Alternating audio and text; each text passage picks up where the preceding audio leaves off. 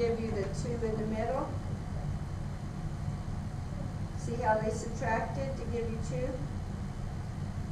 And you had to get the side of the larger here. Let's do one with the minus right here. X squared plus 3x minus 40.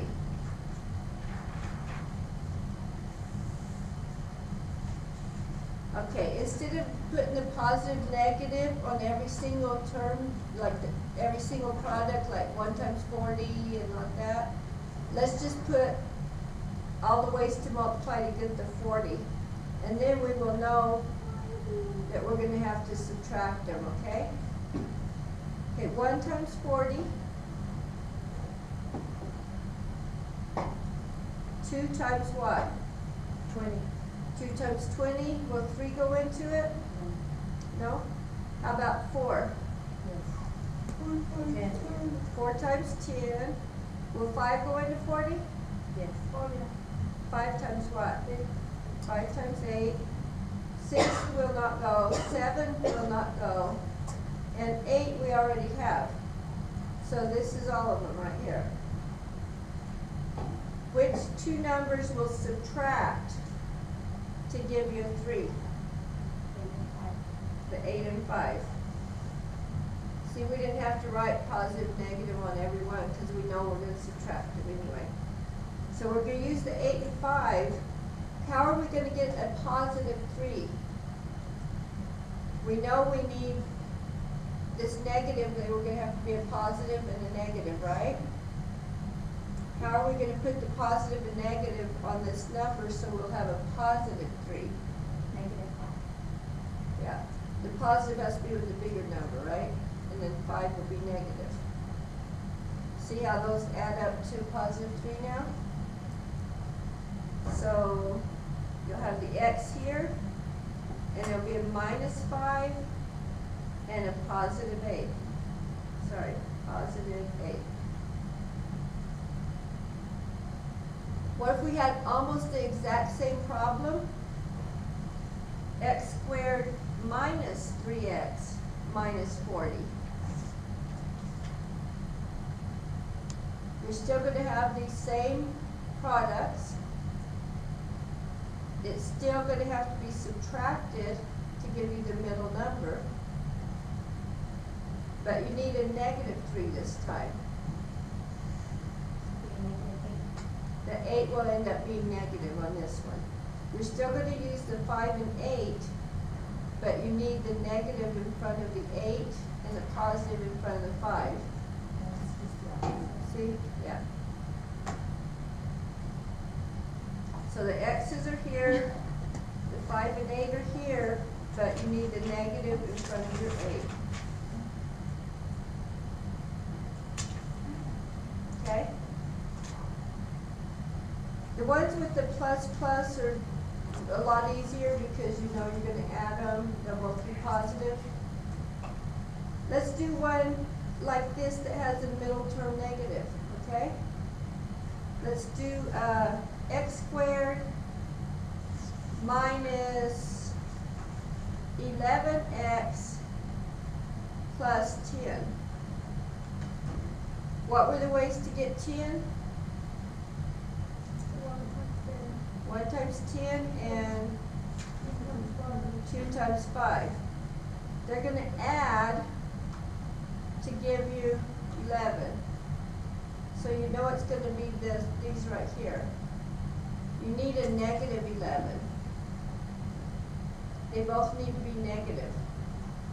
Negative 1, negative 10. Does that multiply to give you a positive 10? Negative times negative? Yeah. So your factors will have the x, and then it'll be minus 1 and minus 10.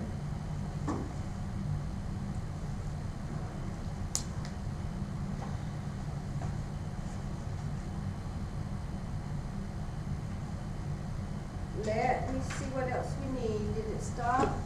Yeah, it stopped. Okay. Wait, and I'll tell you when to tell it to start again, 'cause 4 minutes. that's mostly all we gotta do anyway. Huh? 4 minutes. 4 minutes left? Oh, it still has minutes, Mhm. okay. Let's do another one that has, instead of the x squared in the front, how about c to the 4th power plus c squared minus 56. What are the ways to get 56? 1 times 56. 2 will go into it. How many times?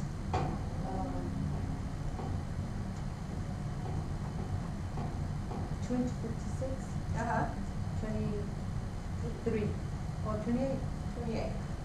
25 plus a 2. Oh, yeah, I didn't use Okay, this. will 3 go into this? If you add 6 plus 5 is 11. 3 won't go into 11. 3 will not go. Will 4 go into it? Yes. No. Yeah. Because it's 4 less than 4, 60. yeah, 4, Yeah. 16.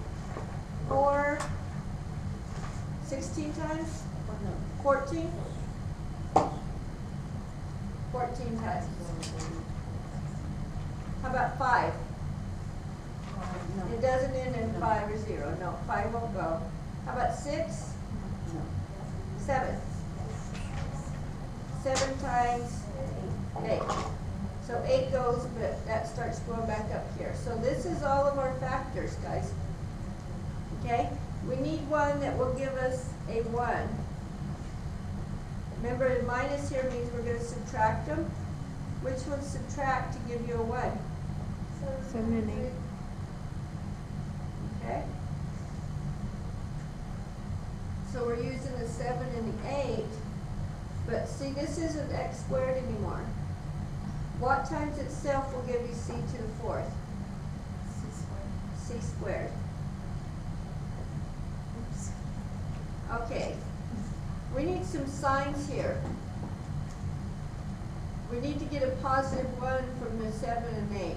We subtracted them because they were different signs. So which one needs to be positive and negative? We need a positive 1. So we need the biggest one positive. -7. Sign of the larger, right? Mhm. Positive 8, negative 7. So there's our signs. Negative 7, positive 8. Okay? There's some that have decimals. I don't see any fractions. We're glad about that, right? Let's do one with the decimal. Y squared minus 0.2y minus 0.08. Okay, we're going to do 1 times 0.08, 2 times 0.04, right? How about 4 times 0.02? Okay, I think we're gonna need some decimals in here. How about 0.1?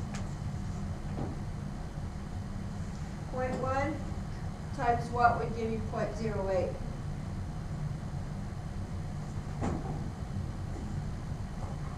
How about 0.1 times 0.8?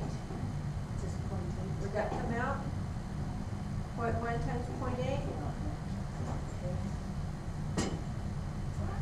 And then how about 0.2?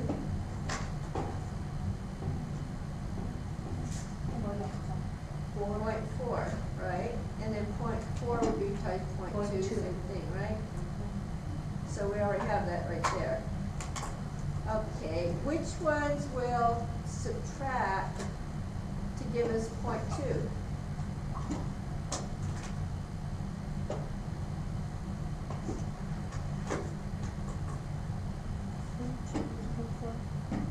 Point 2 and 0.4. We actually need zeros in front of these, right? If it starts with a decimal, we should actually have zeros in front of all of these.